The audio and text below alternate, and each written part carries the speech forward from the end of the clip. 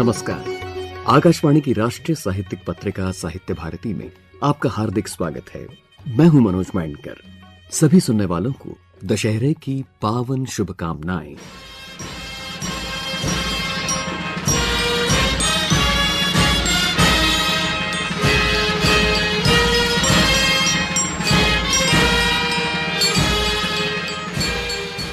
होगी जय हे पुरुषोत्तम नवीन, कह महाशक्ति राम के वदन में हुई लीन। निराला की कालजयी कृति राम की शक्ति पूजा की इन समापन पंक्तियों तक आते आते पाठक स्वाभाविक रूप से नैतिक शक्ति की सिद्धि की वैचारिक परिधि में खिंचा चला आता है और प्रेरित हो जाता है नैतिक बल सिद्धि के लिए संकल्प लेने को। यथार्थ से जूझता हुआ मानव मन का अंतर्द्वंद्व इस रचना में कितनी सहजता से मुखरित हो उठता है, वो भी काव्यात्मक लालित्य की परम अभिव्यक्ति से ओतप्रोत। कृतिवास के मध्ययुगीन बांग्ला रामायण से प्रेरित इस महान कविता में समकालीन यथार्थ का पहलू खोजने की भी गुंजाइश है। कहने का मतलब है कि इसे पढ़ते हुए हमारे स्वाधीनता संग्राम के प्रिज्म से वाल्मीकि और तुलसी के राम को एक संवेदनशील मानव के रूप में मूर्तिमान होते हुए महसूस किया जा सकता है। और क्यों न हो, कालक्रमणिका को टटोलें तो पाएंगे कि अक्टूबर 1936 में जब निराला ने इस कृति को रचा, तब पूरा देश महात्मा गांधी के नेतृत्व में एकजुट होकर आतताई बरतानवी हुकूमत के खिलाफ नैतिक शक्ति का ही सहारा लेकर संघर्षरत रहा, यानी अहिंसा के सशक्त माध्यम से पूर्ण राम राज्य प्राप्त करने का लक्ष्य।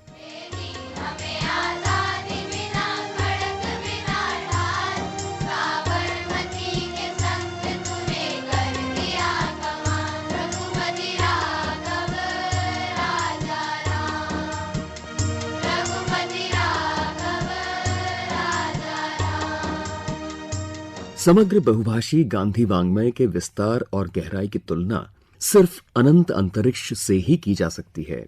अपने आप में यह एक महाधारा है जिसने पूरे विश्व के लेखन और वर्तन पर अपनी अमिट छाप छोड़ी। अच्छा, गांधी जी के व्यक्तित्व और कृतित्व पर किया गया और किया जा रहा वैश्विक लेखन भी एक निरंतर प्रक्रिया है। अनायास याद आ गई 1962 में प्रकाशित आध्यात्मविद प्रोफेसर एकनाथ ईश्वरन द्वारा लिखित संकलित और मशहूर अमेरिकन पत्रकार लुई फिशर द्वारा संपादित ग्रंथ द इसेंशियल गांधी। इसी सिलसिले की निरंतरता का प्रत्यक्ष प्रमाण आज समाचार पत्र में देखने को मिला। विमोचित पुस्तक है global collectibles of Mahatma Gandhi through bank notes, coins and stamps. इसमें दुनिया के 144 देशों द्वारा गांधी जी की सम्मान स्मृति में जारी किए गए विशेष मुद्रा नोट, सिक्कों और डाक टिकटों का ब्यौरा संग्रहित है।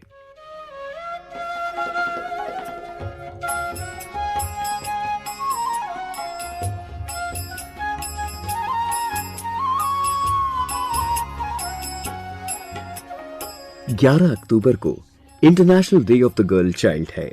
अक्टूबर में ही अंतर्राष्ट्रीय पुस्तकालय माह मनाया जाता है। स्त्री शिक्षा, पुस्तकों और पुस्तकालयों के प्रति गांधी जी के विचार और कार्य हमारे लिए आज भी प्रेरणा का स्रोत हैं। उनके समग्र योगदान को राष्ट्र का शत शत नमन। सुनते रहिए राष्ट्रीय साहित्यिक पत्रिका साहित्य भारती। सीधे चलते हैं वर्धा स्थित सेवाग्राम आश्रम के निकट महात्मा गांधी अंतर्राष्ट्रीय हिंदी विश्वविद्यालय। सुनते हैं गांधी जी के वृहद शिक्षा दर्शन से प्रेरित कुछ ध्वन्यांश। ज्ञान, शांति, मैत्री। आप हैं कुलपति प्रोफेसर रजनीश कुमार शुक्ल। गांधी की तपोभूमि वर्धा में स्थित महात्मा गांधी अंतर्राष्ट्रीय हिंदी विश्वविद्यालय गांधी के संकल्प और सपनों के अनुरूप हिंदी को राष्ट्रभाषा के रूप में प्रतिपादित करने, प्रचारित करने और उसका बहुतर विस्तार करने की दृष्टि से काम कर रहा है। स्थापना से अब तक अपनी 25 वर्ष की यात्रा में राष्ट्र की पुनर्रचना के क्षेत्र में भाषा और साहित्य के माध्यम से इस विश्वविद्यालय ने अनेक महनीय कार्य किए हैं।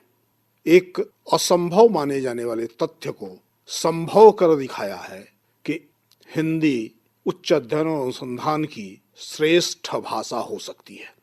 हिंदी अंतर्राष्ट्रीय संवाद की भाषा हो सकती है। हिंदी के माध्यम से अंतर्राष्ट्रीय राजनीति का संचालन भारत कर सकता है। दुनिया भर में बिखरे हुए हिंदी भाषियों को एकत्रित करके वैश्विक पटल पर भारत अपनी भूमिका का निर्वहन कर सकता है।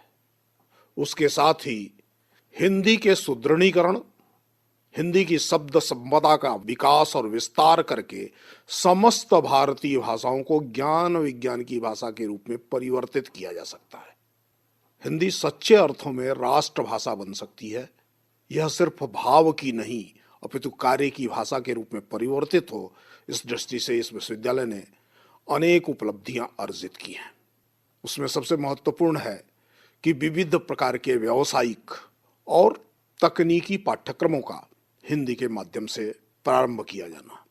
इंजीनियरिंग की पढ़ाई हिंदी में हो सकती है, इस विश्वविद्यालय ने चरितार्थ किया। समाज कार्य की पढ़ाई हो सकती है, मानव विज्ञान हिंदी में पढ़ा जा सकता है, अनुसंधान हो सकता है। यह इस 25 वर्षों की यात्रा में साकार हुआ है। विधि के क्षेत्र में हिंदी और भारतीय भाषाएं आए, इस दृष्टि से भी इस विश्वविद्यालय का महनीय योगदान है। भारत की विधिज्ञ परिषद ने पहली बार देश के किसी शिक्षा संस्थान को भारतीय भाषाओं में पाठ्यक्रम चलाने की अनुमति दी और यह विश्वास व्यक्त किया है कि यह एक आदर्श शिक्षा कार्यक्रम होगा, विधि शिक्षा के क्षेत्र में नया स्वरूप प्रस्तुत करेगा। तो इस विश्वविद्यालय को दिया है और विश्वविद्यालय उसका सफलतापूर्वक संचालन कर रहा है। प्रतिकुलपति प्रोफेसर हनुमान प्रसाद शुक्ल।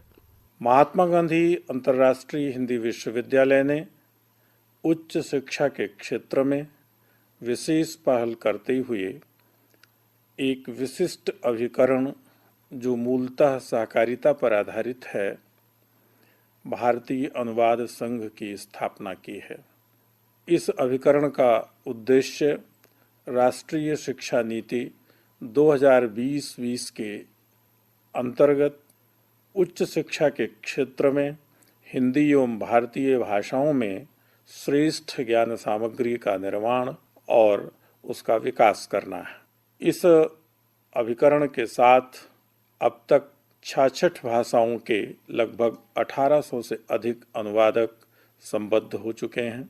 विश्वविद्यालय ने पहले चरण में विभिन्न ज्ञानानुशासनों की अनेक महत्वपूर्ण ज्ञान सामग्री का अनुवाद कार्य आरंभ भी कर दिया है।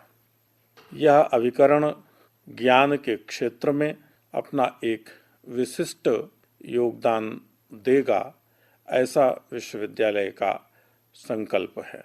विश्वविद्यालय में मानविकी एवं समाज विज्ञान के विभिन्न ज्ञानानुशासनों में अनेक विशिष्ट शोध कार्य अब तक संपन्न हुए हैं। भाषा प्रौद्योगिकी, अनुवाद, कृत्रिम बुद्धि, मीडिया, नृतत्व शास्त्र, तुलनात्मक साहित्य, नाट्य कला, सिनेमा आदि अनेक ज्ञानानुशासनों में विशेष प्रकार के शोध कार्य विश्वविद्यालय ने संपादित किए हैं। प्रतिकुलपति प्रोफेसर चंद्रकांत रागीट। मौलिक और मानक ग्रंथों का प्रकाशन, दुर्लभ पांडुलिपियां, चित्र, दस्तावेजों का संग्रह, विश्वकोशों और संदर्भ कोशों का निर्माण आदि विश्वविद्यालय की अनूठी योजनाएं हैं।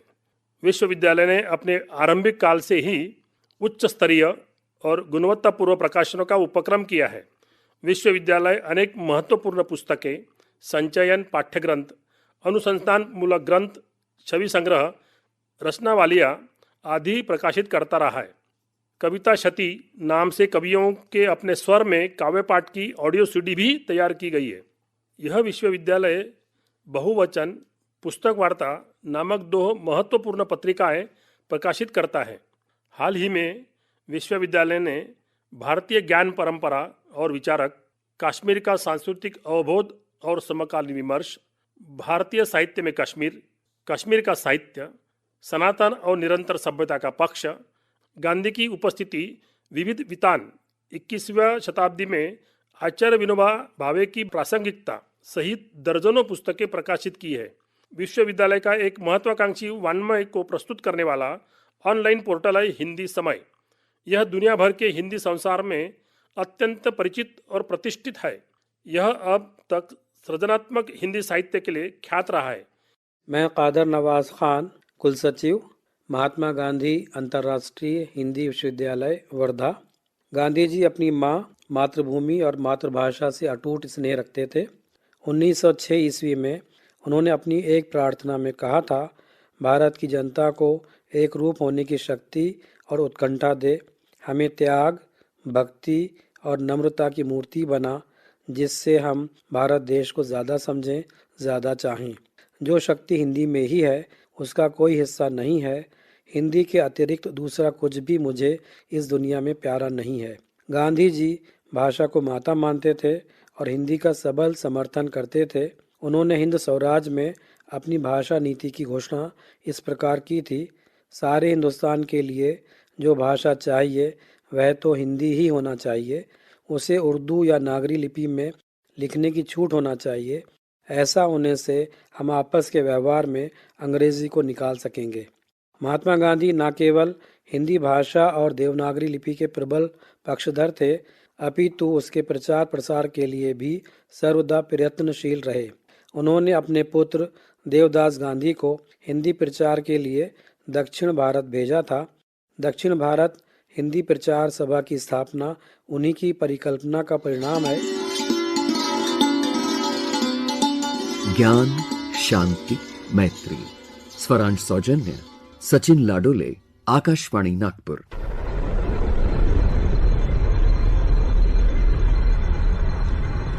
जिला गाजियाबाद। राजधानी से सटे हुए इस जनपद का नाम लेते ही आप में से कई श्रोतागण इस बारे में लोकप्रिय संस्कृति, खासतौर पर फिल्मों में दर्शाई जाने वाली स्टीरियोटाइप छवियों को अपनी अनुभूतिक सोच का आधार बना सकते हैं। लेकिन हर सिक्के के दो पहलू होते हैं। तेजी से समग्र विकास की ओर बढ़ता हुआ हमारा राज्य उत्तर प्रदेश एक ऐसी व्यक्तिगत पहल का भी धनी है, जिसकी उपलब्धियों की ओर कम से कम 7 राज्यों के गांवों के लोग व्यावहारिक उत्सुकता से देखने और उनका अनुसरण करने लगे हैं। सुखद हैरत की बात यह है कि सुदूर गांवों में बच्चों, युवाओं की पढ़ाई और पाठ्य सामग्री सुनिश्चित करने के लिए जो लोग जुटे हुए हैं, वो हैं हमारे ही कुछ पुलिसकर्मी और ग्रामवासी स्वयं। विश्वास न हो तो पत्रिका से कहते हैं, खुद ही इन इलाकों का दौरा कराए, देख आए कैसे बन रहा है पुस्तकालयों से भरा देश। और सबसे पहले रुकते हैं ग्राम गनौली। मिलते हैं डीवाईएसपी लाल बहार से, जिन्होंने इस अनूठी परिकल्पना को मूर्त रूप देने में वैयक्तिक पहल की। वर्तमान में लाल बहार राष्ट्रीय मानवाधिकार आयोग में कार्यरत हैं। इस मिशन की शुरुआत 2020 में अगस्त के महीने में हुई थी। हमारे गांव के कुछ नौजवान साथियों ने अपने गांव में, गनौली गांव में एक लाइब्रेरी बनाने का विचार बनाया था। हम सब ने मिलकर वो लाइब्रेरी बनाई और जब हम ये लाइब्रेरी बना रहे थे तो हमें इतने बेहतर परिणाम की अपेक्षा नहीं थी। पुस्तकालय बनने के साथ उसमें जो बच्चों की भीड़ लगी, उसमें जो भारी तादाद में बच्चों ने बैठ के पढ़ना शुरू किया, और क्योंकि निःशुल्क पुस्तकालय था और इसमें सभी सुविधाएं थी, तो इसमें पढ़ने के लिए आसपास के गांव के बच्चे भी पहुंचे। तो यहाँ 70 बच्चों के बैठने की जगह थी और बच्चे पहुंचे उससे कहीं ज्यादा। तो उसको देख के हमारे मन में विचार आया कि हम इस काम को, इस मुहिम को दूसरे गांव में भी पहुंचा सकते हैं। किताबें बच्चों की रिक्वायरमेंट के हिसाब से हैं। स्कूल गोइंग बच्चे भी हैं जो स्कूल में पढ़ाई करते हैं, कुछ बच्चे कॉलेज में भी पढ़ते हैं और कुछ बच्चे अलग अलग प्रतियोगिता परीक्षाओं की तैयारियां भी कर रहे हैं। तो उन सभी के लिए, उन सभी की जरूरत के हिसाब से किताबें रखी गई हैं। हमारी जो लाइब्रेरी है इसमें वाईफाई की फैसिलिटी है, गर्मी के मौसम में एसी की सुविधा है, पंखे हैं, और हमने इतना ध्यान रखा है अपने बच्चों को पढ़ाई का माहौल देने में कि हमने इसको साउंड प्रूफ भी किया हुआ है। और इसमें कोई फीस नहीं है, ये गांव के लोग अपने आप इसको मैनेज करते हैं और इसका मैनेजमेंट भी कुछ नहीं है। गांव के बच्चे इसको खोलते हैं, गांव के बच्चे इसको बंद भी करते हैं। बचपन तो हम सभी का, मेरे सारे साथियों का एक ही जैसी परिस्थितियों में गुजरा है। ये सुविधाएं बिल्कुल नहीं थी। मैं जब कॉलेज में गया तो पहली बार पुस्तकालय देखा, फिर यूनिवर्सिटी में पढ़ाई की तो वहाँ एक ऐसी लाइब्रेरी देखी जो सुबह से लेकर रात को 12 बजे तक खुलती थी। तो वहाँ पढ़ते पढ़ते सोचते जरूर थे कि हमारे गांव में तो सुविधाएं है ही नहीं, तो कहीं ना कहीं हम सबके मन में ये चीज थी कि जो सुविधा शहर के बच्चों को मिल रही है वो हमारे गांव में अगर बच्चों को मिले तो गांव के सारे बच्चे पढ़ सकते हैं। अभी कुछ बच्चे शहर जा रहे हैं पढ़ने के लिए, लेकिन गांव में अगर ये सुविधा होगी तो सारे बच्चे उसमें पढ़ सकते हैं। ये सब बिल्कुल तक्षशिला और नालंदा की तर्ज पे ये पुस्तकालय चल रहे हैं। गांव के लोग आपस में चंदा इकट्ठा करके मंदिर की तर्ज पे इनको बनाते हैं, और फिर इसका जो खर्चा है महीने का या पूरे साल का खर्चा, वो गांव के लोग शादी विवाह के मौके पे पुस्तकालय के लिए दान करते हैं। क्या बात। जैसे मंदिर के लिए दान दिया जाता है वैसे ही दान पुस्तकालय के लिए भी दिया जाता है। तो जैसे नालंदा को कभी गांव चलाते थे, ऐसे इन पुस्तकालयों को हमारे गांव ही चला रहे हैं। ग्राम पाठशाला बनी ही इस मकसद से थी कि इस मॉडल को, इस कंसेप्ट को देश के हर गांव तक पहुंचाया जाए। उसी मकसद से ग्राम पाठशाला का गठन किया गया था, और अभी तक हम पिछले 2 साल में देश के 7 राज्यों में 350 से ज्यादा गांवों में इसी तरह पुस्तकालय बनवा चुके हैं। उत्तर प्रदेश, दिल्ली, राजस्थान, हरियाणा, बिहार, एमपी, महाराष्ट्र। और हमारी टीम का संकल्प है कि हम 2027 15 अगस्त तक देश के हर गांव में पुस्तकालय बनवा देंगे। कुछ सहयोगी पुलिसकर्मी इसी कार्य में जुटे हुए हैं, अपने साप्ताहिक अवकाश का इंतजार करते हुए। मैं अमर बंसल, दिल्ली पुलिस में प्रधान सिपाही रोहिणी जिले में पोस्टेड हूं, और ग्राम पाठशाला टीम का एक छोटा सा सदस्य भी हूं। जो वीकली के नाम पर हमें जो रेस्ट मिलता है, सैटरडे या संडे एक रेस्ट मिलता है हमको, और उस रेस्ट को हम अपनी ग्राम पाठशाला को देते हैं। और ग्राम पाठशाला टीम जो है अभी तक 7 राज्यों में 350 से ज्यादा पुस्तकालय खुलवा चुकी है। जब भी हमको कांटेक्ट किया जाता है, या तो सोशल मीडिया के माध्यम से हो या हमारे फोन इन प्रोग्राम के माध्यम से हो, तो जहां से भी हमें प्रोग्राम मिलते हैं हम वहां पर प्रोग्राम फिक्स करते हैं। 1 वीक पहले प्रोग्राम फिक्स हो जाता है और वहां पर हम प्रोग्राम करने के लिए पहुंचते हैं। सबसे पहले वहां के लोगों को जो जिनसे हमारा कांटेक्ट होता है वहां पर हम अपना मैसेज कन्वे करते हैं।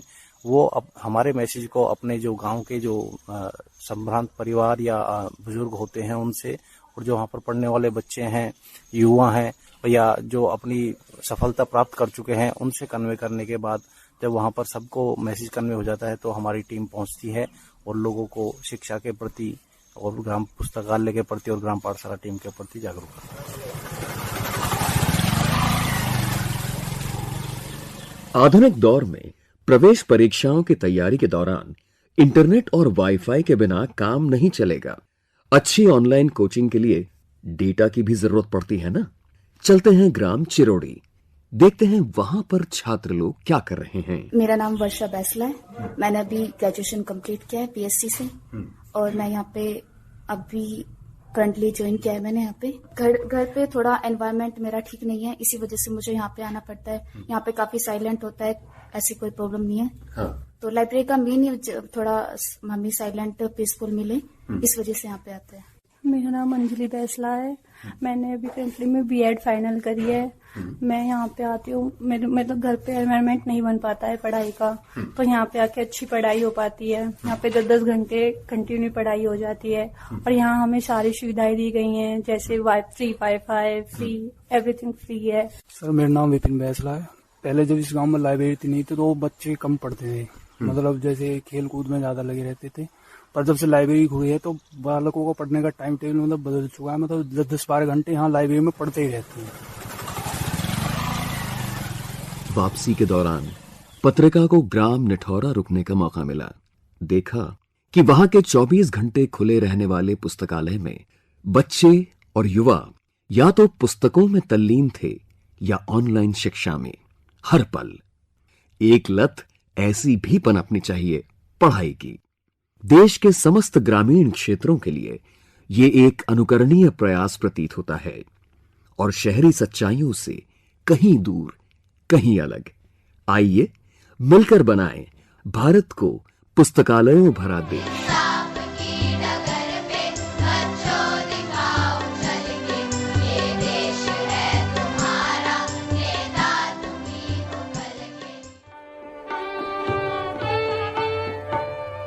लगे हाथ बनारस हो ही आते हैं। दशहरे का पर्व वैसे भी इस प्राचीन शहर के साथ अनादिकाल से जुड़ा हुआ है।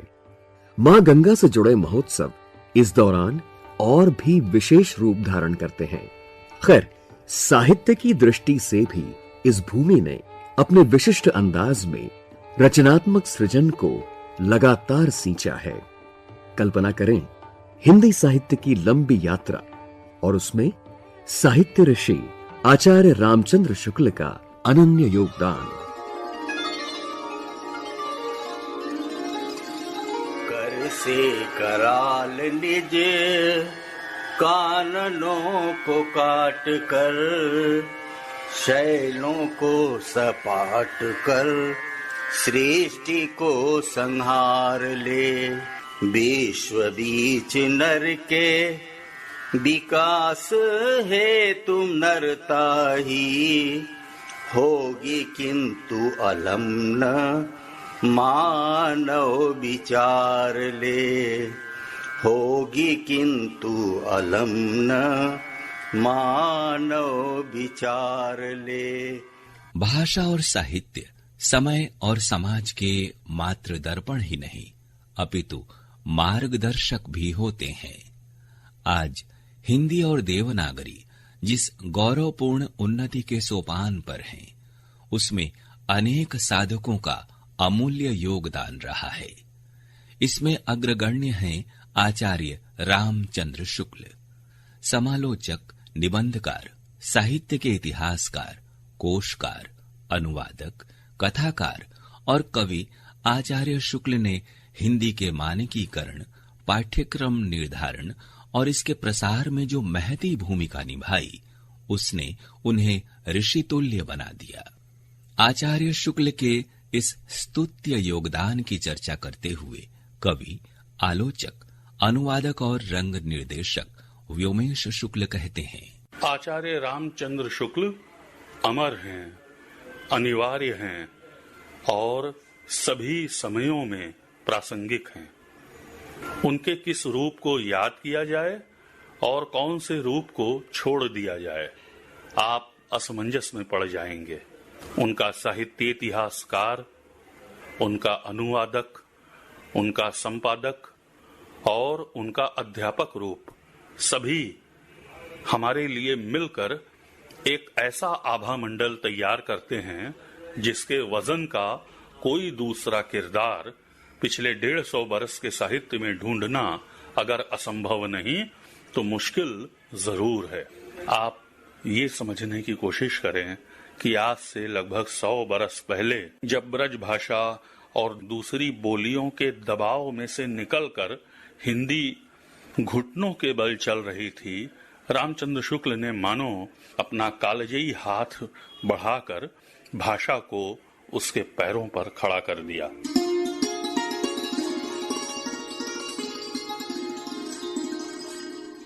(1884) ईस्वी में शरद पूर्णिमा के दिन 4 अक्टूबर को पंडित चंद्रबली शुक्ल के घर बालक रामचंद्र शुक्ल का जन्म बस्ती जिले के अगौना नामक गांव में हुआ था। 9 वर्ष की आयु में माता के निधन के पश्चात रामचंद्र शुक्ल ने मिर्जापुर के लंदन मिशन स्कूल से मिडिल और हाई स्कूल की परीक्षा उत्तीर्ण करने के बाद इलाहाबाद से इंटरमीडिएट की परीक्षा उत्तीर्ण की। 13 वर्ष की आयु में शुक्ल जी का विवाह सावित्री देवी से हुआ।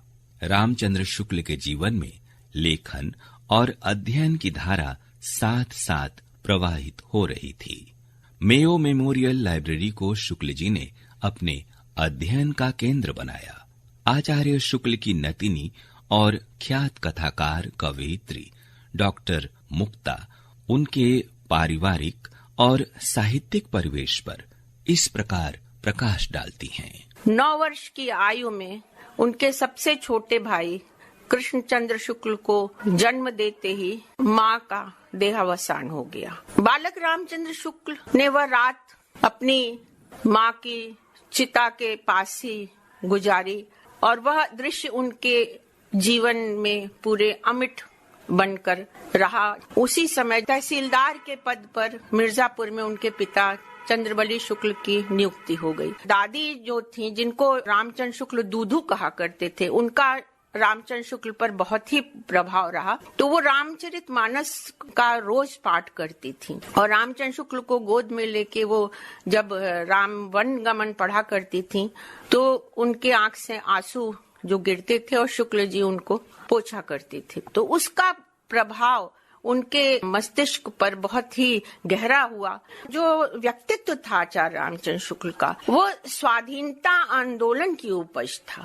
उस समय का जो रोज की गतिविधियां होती थी उन पर उनकी पैनी नजर होती थी।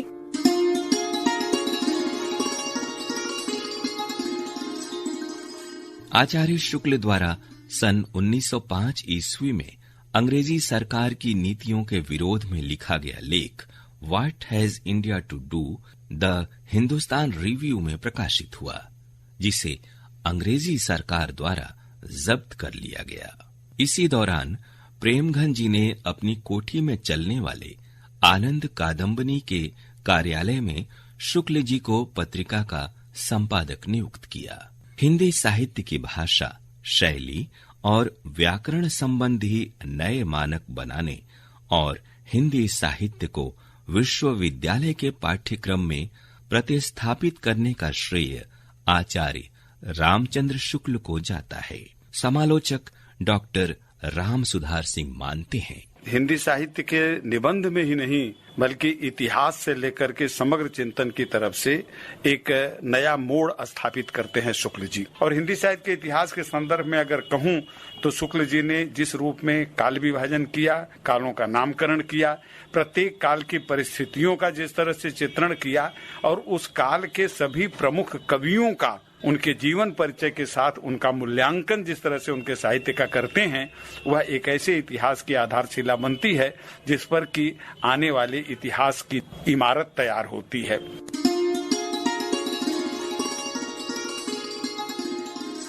आधुनिक भौतिकी के विकास से बहुत पहले आचार्य शुक्ल ने भौतिक रूपरेखा विश्व प्रपंच में निर्धारित की। शुक्ल जी ने साहित्य और मनोविज्ञान के जटिल और दुरूह पक्षों को अपने मानसिक क्षितिज की कसौटी पर कसा और सरल भाषा में अपने लेखन में उतारा। काशी हिंदू विश्वविद्यालय के अवकाश प्राप्त प्राध्यापक और वरिष्ठ समालोचक प्रोफेसर अवधेश प्रधान बताते हैं, आचार्य रामचंद्र शुक्ल जैसा कोई आधुनिक दृष्टि संपन्न आलोचक नहीं हुआ। आधुनिक भारत जिस तरह विज्ञान की सहायता से आधुनिक हो रहा था, शुक्ल जी हिंदी प्रदेश के पाठक को वैज्ञानिक चेतना से संपन्न करना चाहते हैं।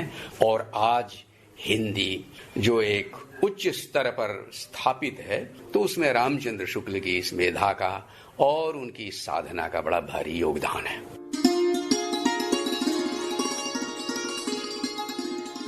सन 1936 में श्याम सुंदर दास के बाद काशी हिंदू विश्वविद्यालय के हिंदी विभाग में अध्यक्ष पद पर आचार्य रामचंद्र शुक्ल आसीन हुए। आचार्य शुक्ल ने संवत 1979 में इरविन अर्नॉल्ड की प्रसिद्ध कृति लाइट ऑफ एशिया का बुद्ध चरित नाम से ब्रज भाषा में अनुवाद किया।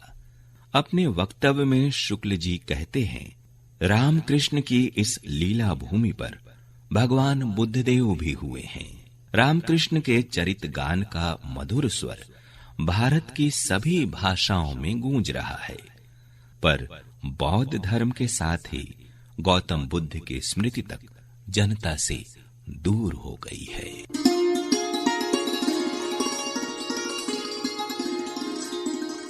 शुक्रवार 31 जनवरी 1941 को पूर्वाह्न में आचार्य शुक्ल कक्षा में मैथिली शरण गुप्त की यशोधरा पढ़ा रहे थे, जिसमें बुद्ध कहते हैं, क्षण भंगुर भज राम राम। इस अंश की व्याख्या करते हुए कक्षा में आचार्य शुक्ल ने कहा, हे नाशवान जगत, तू मुझे छोड़ दे, नहीं तो मैं ही तेरे हित के लिए तुझे छोड़ दूंगा। कौन जानता था कि वे स्वयं इस संसार से विदा ले रहे हैं। 2 फरवरी बसंत पंचमी के दिन लगभग 56 वर्ष की आयु में माता सरस्वती के वरद पुत्र आचार्य रामचंद्र शुक्ल चिर निद्रा में लीन हो गए। उनके शब्द और उनकी साधना का अस्तित्व सदैव हमारे बीच रहेगा। आचार्य शुक्ल हिंदी साहित्य सागर में उस मस्तूल की मानिंद प्रकाशवान रहेंगे जिसकी प्रेरणा से साहित्य समृद्ध, कालजयी और पथ प्रदर्शक बना रहेगा। साहित्य ऋषि आचार्य रामचंद्र शुक्ल, वाचन स्वर अरुण पांडेय, बाह्य ध्वनि संकलन अरविंद गुप्ता, आलेख और प्रस्तुति राजेश कुमार गौतम, आकाशवाणी वाराणसी। इसी माह महर्षि वाल्मीकि और पूर्ण प्रज्ञ आनंद तीर्थ द्वैतवाद के प्रवर्तक माधवाचार्य की पुण्य जयंती है। धन्य है इस धरा का वात्सल्य जिसने इन मनीषियों के कृतित्व को पाला पोसा। ऐसी विभूतियों की सृजनात्मकता के बिना हम राष्ट्र की अवधारणा की कल्पना भी नहीं कर सकते। समय का यह पड़ाव साहित्य जगत की कुछ और नामवर हस्तियों के जीवन चक्र के साथ गहराई से जुड़ा हुआ है। प्रेमचंद, श्रीलाल शुक्ल, भगवती चरण वर्मा और राजेंद्र यादव के अनुपम योगदान को साहित्य भारती का नमन। मनोज माइंडकर को अनुमति दें। नमस्कार।